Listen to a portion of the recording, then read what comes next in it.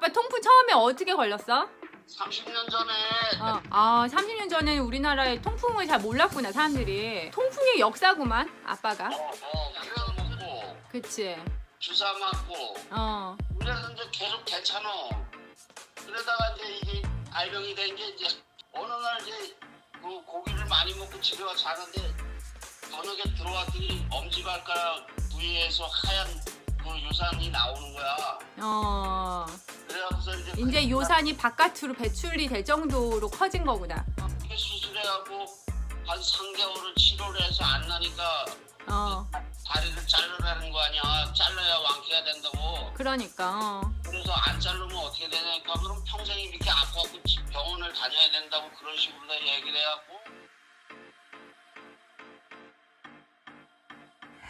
이 사진은 아빠로부터 온 카톡인데요.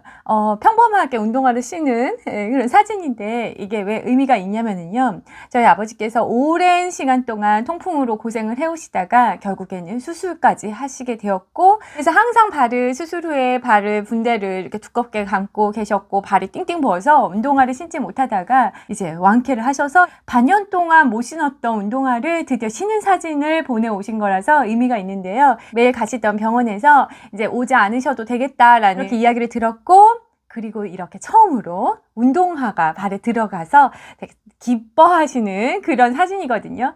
어떻게 그 길고 길었던 통풍을 치료를 했고 이렇게 완치 판정을 받으셨는지, 그렇게 되기까지의 저와 저희 아빠의 눈물겨운 노력이 있었거든요. 그 이야기를 통풍으로 고생하고 계신 분들이 많으실 거로 제가 알고 있기 때문에 그 이야기를 한번 드려보도록 하겠습니다. 좋아요 눌러주시고 시작해 볼까요?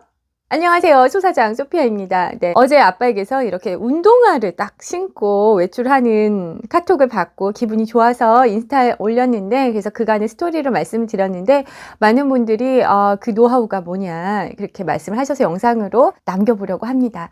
저희 아빠가 발이 너무 이제 심각해져서 수술을 하게 되었어요. 통풍 환자분들은 아실 겁니다. 처음에는 이제 발이 좀 아프고 그리고 붓기 시작을 하다가 발작이라고 하죠. 이제 막 너무너무 아픈 상황. 그래서 119 응급차 불러서 가시는 분들 많으시다고 알고 있습니다. 저희 아빠도 이렇게 위급한 상황에서 실려서 가신 적이 있었던 기억이 있고요. 그렇게 해서 병원에 가서 하는 일은 이제 약물을 주입을 해서 이 요산 수치를 낮춰서 붓기를 좀 더 가라앉히거나 이제 이런 행위를 하죠. 그래서 보통 통풍 환자들은 약을 계속 복용을 합니다. 그래서 좀 괜찮아지면은 다시 또 술을 드시죠. 그럼 또 다시 심각해지면은 또 약을 드시고, 그러다가 이제 스스로 이것의 그 느낌을 좀 익숙하게 알게 되시는 것 같아요. 그래서 술을 끊지 않으시고, 또 요산에 안 좋은 여러 음식들이 있잖아요. 등푸른 생선부터 뭐 내장 음식들, 그런 여러 가지들은 또 조금씩 드시면서 또 이렇게 좀 아프면 다시 병원 가서 약을 처방하고 이렇게 습관성으로 이렇게 해오시다가 이제는 어떤 지경까지 왔냐면 약으로도 되지가 않는 그런 상황이 온 거죠. 발은 이제 띵띵 붓고요. 요산이 다 발끝, 이 관절에, 이 발가락 관절에 다 쌓여서 발이 기형이, 이제 뼈가 기형이 오는 상황. 그리고 단단하고 붓고, 그 요산이 이제 결정처럼 이렇게 유리처럼 이렇게 딱딱하게 굳어버리잖아요. 뼈랑 이런 데 굳어서 뼈도 관절이 이제 변형이 되고 발이 막 엉망진창이 되는, 디디지도 못하고요. 그리고 그 욱신하는 그 통증으로 밤새 잠을 못 주무시는 그런 상황까지 왔고, 이제는 약물 치료가 전혀 효과가 없는 상황까지 왔습니다. 그래서 수술을 권유받았고, 그래서 수술을 하게 되었어요. 그러니까 통풍 환자들이 가장 마지막에 하는 것이 이제 이 수술인 거죠. 수술을 상담을 받을 때는 수술 시간은 한 2시간 정도 될 것이고, 그리고 뭐 하루나 이틀 입원하고 퇴원하시면 된다, 이렇게 좀 가볍게 들었습니다. 그래서 수술실 나오는 것만 보고 제가 아버님 계신 강원도에서 이제 다시 서울로 올라올 생각이었는데, 그날 수술을 하시고 들어가는데 한 6시간, 7시간 동안 안 나오시는 거예요. 이게 뭐지? 왜 그러지? 간단한 수술 같았는데. 왜냐면 느끼기에 이렇게 이제 발이 벗으니까 여기 이렇게 째고 열어서 통풍을 긁어내고 그 결정등을 긁어내고 다시 덮고 이렇게 꼬매면 이렇게 다시 아물게 하면 된다, 이런 생각을 하는데 이상하다 했어요. 6시간이나 7시간 정도 지났을 때 이제 나오셨는데, 아무튼 상태가 굉장히, 네, 안 좋아 보이셨고, 이제 전신 마취를 했기 때문에 그것이 깨는 과정에서, 호흡 곤란이 왔어요. 그래서 저는 제 이제 눈앞에서 막 호흡이 안 돼, 숨이 안 쉬어진다고 이제 막 하는 모습에 막 이제 위급 상황이라고 해서 막 간호사분들 막 오시고 막 뭐 인공호흡기 끼고 막 뭐 막 하시고 그런 장면을 보니까 와 진짜 너무 무섭더라고요. 와 이렇게 숨이 끊어질 수도 있는 거야? 뭐 이렇게 싶고 그러니까 정말 연세가 있으신 분들 뭐 모두가 그렇겠지만 전신 마취는 너무너무 무서운 것 같아요. 일부러 하시는 분은 없겠지만 아무튼 최대한 전신 마취를 하는 수술은 굉장히 조심하셔야 될 것 같습니다. 그리고 나중에 사실은 이제 그 수술한 후에도 깨어날 때도 한 2번 정도는 그런 일이 있었대요. 위급한 상황이 있었대요. 그러니까 아빠 기억으로는 막 갑자기 숨이 안 쉬어졌고 막 사람들이 막 의사와 막 이런 사람들이 와서 뭔가를 막 조치하고 이런 기억이 있었다고 합니다. 수술 후의 통증이 어마어마했어요. 진짜 와, 시간이 어찌나 안 가는지 그러니까 얼마나 더 큰 병이신 분들은 얼마나 힘들까 그런 생각이 진짜 제가 많이 옆에서 들더라고요. 마약성 진통제라고 하는 것을 계속 투여하고 그것도 이제 계속 시간을 지켜서 투여를 해야 되는 상황이라서 또 그 틈에는 또 다른 약을 계속 뭐 아빠가 거의 뭐 죽고 싶다 차라리 뭐 이럴 정도로 어마어마하게 아프셨습니다. 네, 그러니까 수술이 결코 간단하지 않은 수술이라는 거. 그래서 그냥 이렇게 통풍이 심해지다가 이제 별로 방법이 없으니까 나중에 수술하면 되겠지 이렇게 쉽게 생각을 하지 않으셨으면 좋겠어요. 정말 통풍 환자분들은 이 수술까지 가시면 안 됩니다. 이거 너무 위험하고 또 너무너무 아픈, 네. 정말 너무너무 아파요. 아픈 것 같아요. 제가 볼 때, 네. 진짜 저희 아빠가 치아가 진짜 좋으신데 하도 이를 악물어가지고 치아 상태가 한 몇 달 동안 진짜 막 안 좋게 정도로 그런 상황이었습니다. 자, 우선 그리고 이제 수술을 했으니까 이제 됐다 생각을 했습니다. 근데 나중에 이제 수술하고 나와서 이제 한참 있다 봤는데 다리가 이렇게 발뼈 사이를 이렇게 잘라서 벌려서 이제 긁어냈잖아요. 근데 이걸 아물러지지가 않는 거예요. 신기하죠? 이게 아물어지지 않고 벌어진 상태로 두는 겁니다. 살이 모질라대요. 이게 이렇게 덮어지지가 않는데요.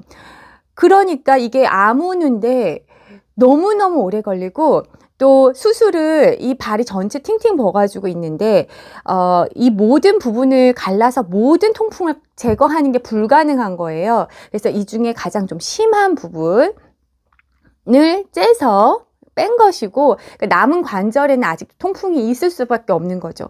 그러니까 통풍에 대한 통증은 계속 되는 거고 이 상처가 아물지 않으니까 거기에 통증이 너무너무 심각한 상태였습니다.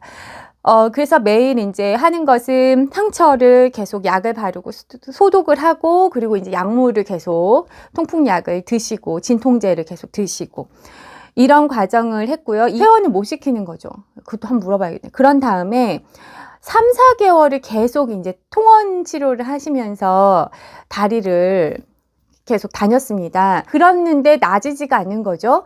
밤에 잠을 주무시지 못하는 거예요. 그리고 때때로는 상황이 더 심각해져서 통증이 오히려 막 그 수술 전처럼 심해지고 그런 상황까지 왔습니다. 네. 그러던 어느 날, 이제 병원을 갔는데 그 의사분을 만난 거죠. 이제 좀 연세가 많은 의사분을 만나서 아빠가 다리가 너무 아프다. 통증이 사라지지가 않고 이게 아물지가 않는다. 이렇게 말씀을 드렸더니 다리를 이거 자르지 않으시면요. 통증 안 없어져요. 이게 지금 다리가 낫지가 않습니다. 다리를 자르셔야 될 것 같아요. 이렇게 말씀을 하는 거예요. 아무렇지도 않게. 그러니까 저희 아빠는 황당하죠. 그러면서 네? 다리를 자른다고요? 그랬더니 설마 지금까지 다리 잘라야 된다는 거 지금 한 번도 생각 안 해보신 거 아니죠? 이렇게, 네. 그 순간 이제 열이 받고 또 뭔가 이렇게 뭐 무너지는 듯한 느낌이 드는 거죠. 이럴 줄 알았으면 차라리 뭐 수술 전에 말씀을 해주시던가, 수술하면 다 금방 될 것 같이 이렇게 수술을 권해서 수술도 되게 금방 뭐 별로 그렇게 큰 수술이 아닌 것처럼 했는데 정말 죽을 고비를 몇 번을 넘기고 몇 개월 동안 정말 하루하루가 지옥같이 잠을 못 주무시는 그런 상황에서 그래도 나아질 거야 하면서 몇 개월을 돈은 쓰면서 버티고 했는데 마지막에 그냥 아무렇지 않게 다리 안 자르면은 이건 아픔은 계속돼요. 이렇게 딱 말을 하는 걸 보고 이제 좀 화가 나고 놀랐죠. 그래서 이제 저랑 제가 그 얘기를 듣고 아빠한테 아빠 이제 병원에서 할 건 하나도 없어. 병원에서는 다리 자르는 것밖에 없으니까 이제 할 게 없다는 거야. 그러니까 우리 둘이 이제 정신 똑바로 차리고 우리 둘이 이거를 해보자. 이제 방법이 없잖아. 다리 자를 건 아니잖아. 그럼 우리가 방법 찾아보자. 이렇게 했습니다. 네. 그래서 어떻게 했냐면 제가 중국 타오바오 그리고 중국 사이트를 뒤지기 시작했어요. 그 통풍 관련된 단어들을 계속 찾아보고 통풍에 관련된 제품들의 판매자와 그리고 그것의 후기들을 계속 살펴보았어요. 중국은 한의학이 우리나라보다 훨씬 더 병원도 한방병원이 굉장히 많이 있고요. 사람들이 이용하는 빈도도 훨씬 더 많고요. 그리고 사람들의 인식도 한방병원이 굉장히 높게 인식이 이렇게 가치를 인정받는 것도 있고요. 또 중국은 워낙 맥주 소비량이 많은 나라이기 때문에 통풍 환자들이 진짜 많을 거라고 생각했어요. 그렇다 보니까 그것의 치료법이나 사례, 경험담, 노하우가 더 많이 쌓여 있을 것이다. 인구도 많고요. 그런 생각으로 이제 뒤지기 시작하면서 제가 나온 여러 가지 방법들을 이제 다 시도를 해보기로 했습니다. 그렇게 해서 제가 시도해본 여러 가지 중에 어떤 걸 시도했고 또 어떤 것이 효과가 있었는지 제가 한번 말씀을 드려볼게요. 네, 먼저 우선 요산 수치를 체크하는 그 체크 기계를 샀어요. 당뇨병이 있는 환우분들은 그것을 당뇨 그 수치를 계속 체크하시잖아요. 피를 빼가지고 그렇게 보시고 인슐린 수치나 이런 거를 체크를 하고 스스로 조절을 하시잖아요. 그것처럼 요산도 수치를 체크하는 게 있더라고요. 그래서 그것은 대만의 유명한 의료회사가 만든 아주 몇 초 만에 수치가 나오는 그 기계가 있습니다. 그래서 그 기계와 시험지, 테스트지를 직구로 타오바오에서 대만 기계를 한국에 사는 것보다는 타오바오가 저렴하길래 거기서 샀고요. 그렇다고 하면 이 요산 수치가 있잖아요. 이 몸의 요산 수치가 지금 높고 그게 원래 소변으로 배출이 되어야 하는데 그게 배출되지 못해서 이 관절 끝부분에 머물면서 쌓이면서 결정이 되고 그것이 몸을 이제 공격하니까 유리 막 그런 것처럼 이렇게 디디면 너무 아픈 거잖아요. 그래서 이 요산 수치 자체를 낮추는 것으로는 캐나다의 유명 제약회사가 팔고 있는 요 약을 또 구매했습니다. 후기가 뭐 엄청 좋더라고요. 그러니까 사실은 이 약은 뭐냐면 노 GMO고 유기농으로 제작한 야채 캡슐입니다. 그러니까 통풍 환자분들은 사실 야채를 많이 드셔야 하거든요. 그리고 요산 수치가 높은 그런 음식들은 가려야 하는데 우리가 하루에 먹을 수 있는 야채 양은 한정이 되어 있잖아요. 먹는 것도 한계가 있잖아요. 그래서 이 약은 농축이 되어 있는 거죠. 야채가. 그래서 이 약을 통풍 환자들이 굉장히 좋다. 그리고 후기가 많아서 그거를 사봤습니다. 자, 그렇게 사고 또 어떤 걸 샀냐면 파스 같은 걸 샀어요. 파스는 붓기가 좋으신 분들에게 좋은 것 같습니다. 후기상으로는 그래요. 요산을 빨아들이는 건지 그 파스가 원리는 정확히는 잘 모르겠는데 저희 아빠 같은 경우는 상처가 있잖아요. 여기 부위가 찢어져 있고 상처가 있으니까 상처가 있는 사람은 그 파스를 붙이면 안 된다고 하는데요. 약간 붓기 정도 있는 분들은 그 파스를 붙이면 붓기가 다음날 자고 일어나면 붓기가 가라앉아서 훨씬 발이 편하더라 이런 후기들이 많이 있었습니다. 붙였는데 너무 아프대요. 그래서 파스는 또 바로 띄워버렸습니다. 아파서 붙일 수가 없다고 합니다. 네, 요거는 참고하시고요. 제가 읽은 후기는 좋았지만 또 실제는 그렇습니다. 그래서 이렇게 실패하는 것도 있고 여러 가지를 사보게 되었어요. 그리고 뭐 바르는 뭐 연고도 사보고 뭐 그랬습니다. 자, 그래서 어떻게 결론이 났느냐.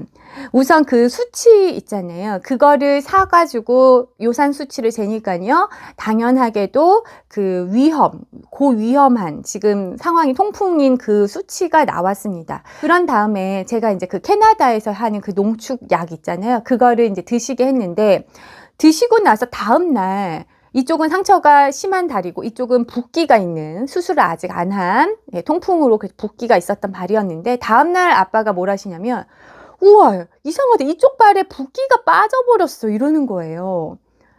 네, 우와 그 약이 진짜 그런가? 정말 붓기가 실제로 빠졌고 그리고 요산 수치가 하루 지나니까 줄기 시작했고 그래도 여전히 정상 범위는 아니었는데 그 약을 계속 복용하면서 며칠이 지나니까 요산 그 수치도 피 뽑은 그 수치도 정상 범위로 들어갔어요. 그러니까 제 생각은 항상 뭐였냐면 우선 이 몸에 돌아다니는 요산 그죠? 그런 것이 더 이상 쌓이지 않도록 수치를 낮춰야 된다. 그것이 우선 저의 생각의 1번이었고요.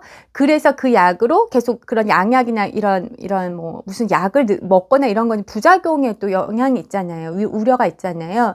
그래서 이렇게 그냥 유기농으로 된 건강한 일반 사람들도 먹을 수 있는 그 야채가 많은 그것이 계속 넣어서 몸을 약간 밸런스를 먼저 만들어 놓는 것이다. 그래서 추가적으로 그 결정이 생기지 않도록 하는 조치를 한 거고요. 그리고 또 하나는 뭘 했냐면 다리가 수술을 해보니까 뭘 느꼈냐면요. 저는 통풍이 여기 관절이 이렇게 막 쌓여 있잖아요. 그럼 이제 이걸 찢어서 까가지고 통풍을 긁어내면 깨끗해지고 다시 닫으면 되는 줄 알았어요. 근데 까서 그 수술한 후에 사진을 보니까 어떠냐면 피부 구석구석 그리고 혈관, 뼈 구석구석에 달라붙어 있어요. 그래서 그것을 깨끗하게 제거하는 게 불가능합니다. 그렇겠죠. 지금 생각해 보니까 뭐냐면 만약 이게 약간 고름 같은 거나 약간 물컹물컹한 재질이면 이렇게 떼어내거나 이렇게 긁었을 때 따라 나온다거나 점성이 있으면 그럴 것 같은데 이 통풍은 느껴보니까 뭐냐면 저희 아빠는 어떻게 표현을 하냐면 페인트 재질 같대요. 그러니까 페인트 이렇게 쑥 붙이면 약간 이렇게 하얀 게 쑥 문질러지면서 그냥 말라버리는 느낌 있잖아요. 굉장히 결정이 되는 거니까 고체랑 비슷한 거예요. 근데 뼈다귀 같은데 고체가 딱 달라붙어 버리니까 뼈처럼 돼버리는 거라서 이것은 이렇게 쉽게 긁어지지가 않고 또 깨끗하게 떨어지지가 않겠죠. 그래서 수술한 후에 보니까 여전히 굉장히 하얀색 그 결정이 아직도 많이 있는 거예요. 아, 그래서 이게 수술한 후에도 통증이 계속 있는 거구나. 완벽하게 제거하기가 너무 어려운 거구나. 액체가 아니고 고체로 변하기 때문에 이 고체를 계속, 그것도 구석구석 박힌 고체를 떼어내는 것은 어려울 수 있겠다. 그 생각을 이제 나중에 생각을 해보니까, 네, 그렇더라고요. 자, 그래서 이제 어떻게 했냐. 이 발이 아물지 않았는데, 한쪽은 수술한 곳이 아물지 않았고, 한쪽에서는 다시 그 고름이 생기기 시작을 하면서 염증이 생겨서 구멍이 만들어지기 시작을 했어요. 구멍이 점점 커지면서 나중에는 500원짜리 동전 이상으로 커지고 거기에 파이는 게 이제 뼈가 드러날 정도로 파이기 시작을 하는 겁니다. 그러니까 상황이 심각했죠. 구멍이 줄고 아물어야 하는데 그렇지 않았죠. 그래서 구멍으로 이제 그 요산이 흐르는 그런 상황이었습니다.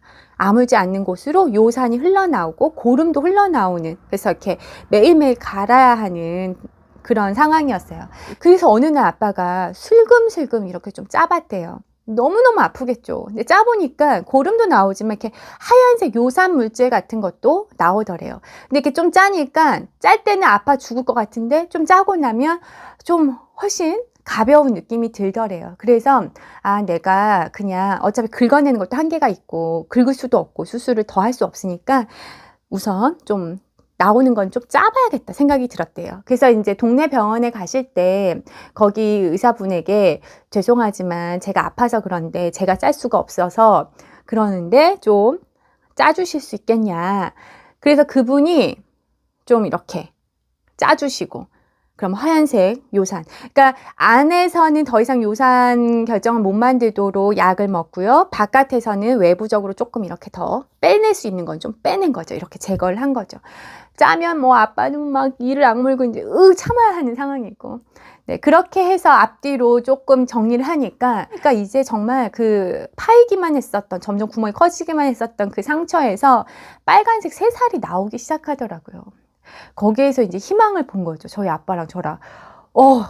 이제 잘하면 되겠다. 이 방법을 하자. 그래서 이제 매일매일 약 드시고, 요산 수치 체크하시고, 그것도 결국엔 한 일주일 정도 지나니까 정상 수치로 들어왔어요.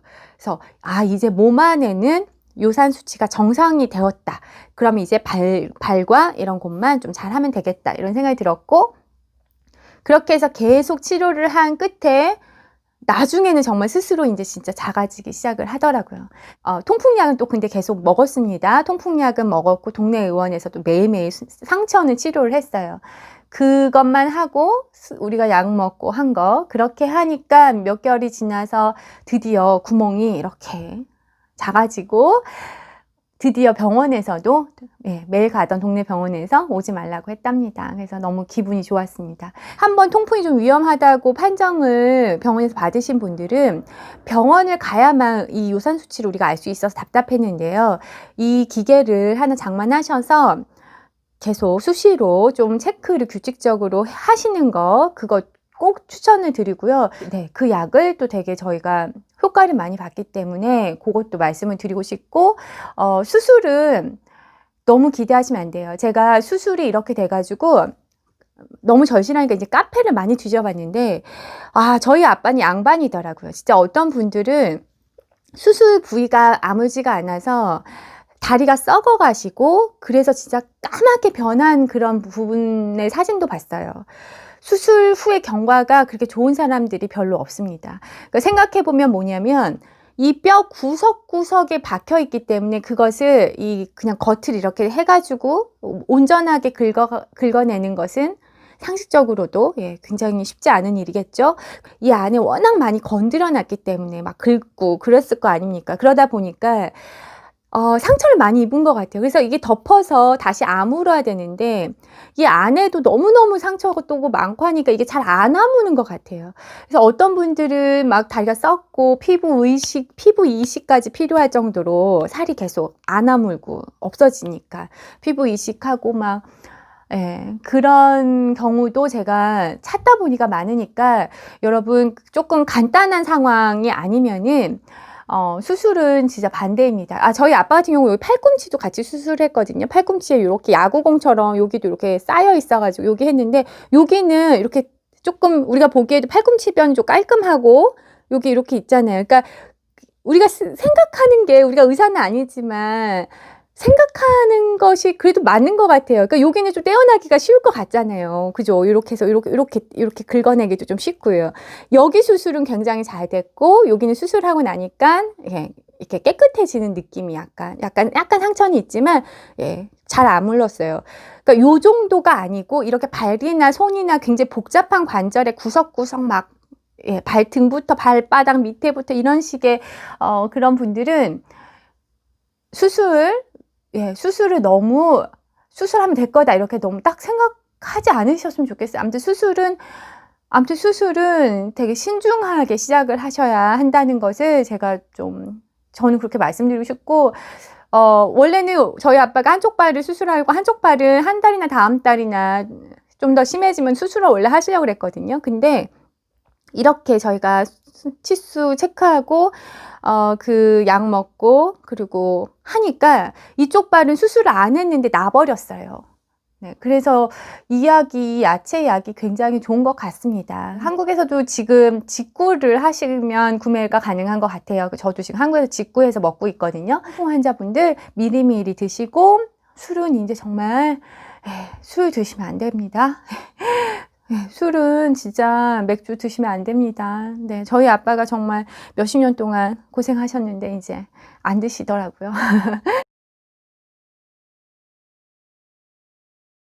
아빠 통풍 처음에 어떻게 걸렸어? 30년 전에 거기 자꾸 발이 아파갖고 아무 상처도 없는데 발이 아파갖고 방해동에서 정형외과를 갔어. 어. 가고서는 뭐 이거 사진 찍어보고 그래도 아무 부닥친 데도 없는데 자꾸 아파 그래. 의사 선생님이 아무 이상이 없대. 아, 30년 전에는 우리나라에 통풍을 잘 몰랐구나, 사람들이. 그래서 그렇게 흔하지가 않았으니까 의사 선생님도 어. 잘 인식을 못했던 거야. 아. 30년도 더 됐나 그래. 그래 한 30년 이상 됐을걸. 통풍의 역사구만, 아빠가. 그래서는 나중에 이제 그 사람이 또 아파서 또 이틀 있다가 그 다음날인가 또 갔더니 의학책을 찾아보더니 통풍이라는 거야. 이제 그때서. 그분이 이제 공부하셔가지고, 그래, 통풍이래. 그래서 그때 이제 약을 저먹으면 바로바로 괜찮았어. 통증이 사라지고. 그러니까 또 괜찮으니까 또 술 드시고 또 그랬지. 술 먹고 저 기름진 음식, 어. 낡은 음식 이런 걸 좋아하다 보니까 이제 그런 것만 먹다 보니까 그게 이제 자꾸 누적이 되면 가갖고 약 좀 먹고 그치. 주사 맞고 그래서 이제 계속 괜찮아. 그러다가 이제 이게 알병이 된 게 이제 어느 날 이제 그 고기를 많이 먹고 집에 와서 자는데 저녁에 들어왔더니 엄지발가락 부위에서 하얀 그 요산이 나오는 거야. 그래갖고서 이제 요산이 바깥으로 배출이 될 정도로 커진 거구나. 그렇지. 그래갖고 병원을 갔더니 이제 주사도 안 되고 약도 안 듣고 큰 병원에 가갖고 아마 수술하는 방법밖에 없을 것 같다 그래갖고 원주 기독교 병원을 가고 가잖아. 수술해갖고 한 3개월을 치료를 해서 안 나니까 다리를 자르라는 거 아니야. 잘라야 완쾌가 된다고. 그러니까. 그래서 안 자르면 어떻게 되냐니까 그럼 평생 이렇게 아파갖고 병원을 다녀야 된다고 그런 식으로 다 얘기를 해갖고 내가 이제 그 원주 기독교 병원을 안 가고 여 시골에서 소독을 싹 하고 그거 막 강제로 막 짜. 그러니까 뭐 고름하고 요산하고 막 나오고 그러니까 이제 그게 차츰 나아지는 거야. 이제 자꾸 짜면서 혈관 주사 맞고 엉덩이 주사 맞고. 근데 그 붓기가 있었을 때 그거 야채 약을 먹으니까 또 바로 붓기가 가라앉았다 그랬잖아. 그거 저 하루에 3알씩 3번 먹는 거. 캐나다산인가? 그거를 또 계속 먹고 그러니까 발이 퉁퉁 부었다가 어느 날 그 이튿날 아주 발이 붓기가 하나도 없이 빼싹 말랐어. 아주 나도 깜짝 놀랐어. 그치. 그래갖고 너무 말라 고기를 안 먹어서 너무 말랐나 그랬지. 발이 살이 빠져서 말랐나 했어? 그래갖고 이제 병원에서 더 해줄 게 없다고 안 나와도 된대. 그러면 거의 이제 엄지발가락 쪽이고 부기가 엄지발가락 거기가 부기가 약간 있고. 뭐 거의 그냥 완치됐다 싶어. 이달 말까지만 지나면은 거의 완치가 된 건지 뭐 확실하게 알 수 있을 것 같아. 그 신발이 이제 들어가는 거잖아. 붓기도 많이 빠졌더만 사진 보니까. 어저께 그 신발을 신고서 찍어 보냈잖아. 그러면 원래 또 그리고 한쪽 발은 수술하고 한쪽 발은 또 나중에 수술해야 된다 그랬잖아. 왼쪽 발은 나중에 한쪽 발을 해고 나서 왼쪽 발도 해자 그랬는데 거기는 이제 완전 깨끗해졌지. 왼쪽은 새끼 발톱 옆에가 그래. 약간 만져보면은 이게 좀 말랑말랑하고 이러면 내가 힘을 줘 강제로 짜버리지. 짜버린다고. 그랬더니 어저께인가 그저께 또 조금 그런 것 같아. 내가 강제로 짰더니 한 면봉 크기만하게 그 정도가 나오더라고. 그래갖고 싹 짰더니 이제 아무렇지도 않아. 그래 뭐 아프지도 않고 거의 왼쪽 발은 내가 보니까 이제 옛날에 요산 쌓인 건 이제 벌써 발가락이 약간씩 딱딱하게 굳어갖고 그거는 이제 벌써 형성이 다 된 거고 지금 이제 새로 생기는 건 이제 음식 조절하고 잘 조절하고 그러면은 조금씩 쌓이는 거는 내가 짜고 이러니까 아무 이상이 없는 것 같아. 그렇게 치료를 해야 돼. 그럼 이제 요산 걸린 사람들은 뭘 해야 돼? 수술하는 건 반대잖아. 수술은 무조건 하면 안 되고 내가 생각 수술해봐야 그게 소용이 없어. 최고 중요한 게 음식 조절인 것 같더라고. 음식을 단백질 같은 거 이런 거 고기류 같은 거 생선 날고기, 생선 그런 거를 좀 덜 먹고 야채 위주로 다 먹고 제일 중요한 것 같은데 내가 보기에는 그 캐나다 약하고 그 류마티스 약하고 내가 지금 중점적으로 먹는 게 그거하고 음식 고기 같은 거 이런 아려서 먹고 그것 때문에 그치. 그렇지. 그리고 뭐 생수도 도움이 되는지 그건 내가 확실하게 모르는데 자기는 물을 약초물을 끓여 먹다가 끊고 생수로 먹기 시작했다고. 아니 뭐 그거는 내가 생각에 별거 아닌 것 같고. 그래서 이제 술을 이제 완전 끊으셨습니까? 그 술은 수술할 때 하도 죽다가 살아나갖고 지금 여기 동생들도 이제 저녁으로 모이고 술 먹고 그러고 술 생각 안 나요? 자꾸 물어봐. 아니 난 생각이 안 난다 그랬더니 그렇게 술 생각이 안 나나 그래? 그 전에 그렇게 잘 드시던 분이 생각이 안 나냐 해서 야 그 아플 때 그 수술해갖고 회복실에서 그 아파서 그 고통을 생각해보면 술이 아무 생각도 안 난다 그러지. 그치. 그러니까 아빠 술 먹으면 안 된다.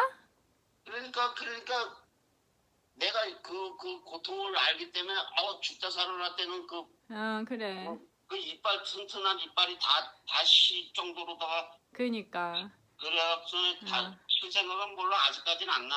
그리고 안 먹으려고 그러지. 그래 알았어. 이제 나한테 잘하고. 알았어. 알았어. 끊어. 아빠의 이야기까지 담아보았습니다. 통풍이 얼마나 고통이 있는지 저도 곁에서 오랜 기간 봐왔기 때문에 아는데요. 잘 관리하셔서 그리고 너무 병원이나 약물에 의존하지 마시고요. 또 다른 부작용이 있으니까 조금 스스로 체크를 하고 관리를 해서 좀 하시는 게 더 도움이 되지 않을까 저는 그런 생각이 들었습니다. 네, 이 영상 도움이 되셨다면 좋아요 꼭 눌러주시고요. 제 채널과 좀 결은 안 맞지만 저희 아버지의 사례가 누군가에게 되게 도움이 되고 희망이 되실 것 같아서 네, 저 역시도 너무 통풍 관련 정보가 우리나라에 너무 많이 없었어가지고 고생을 많이 해서 이 정보를 남기는 것이니까요. 도움 되셨으면 좋겠습니다. 네, 저는 또 다음에 또 좋은 영상으로 찾아뵐게요. 여러분 감사합니다. 안녕!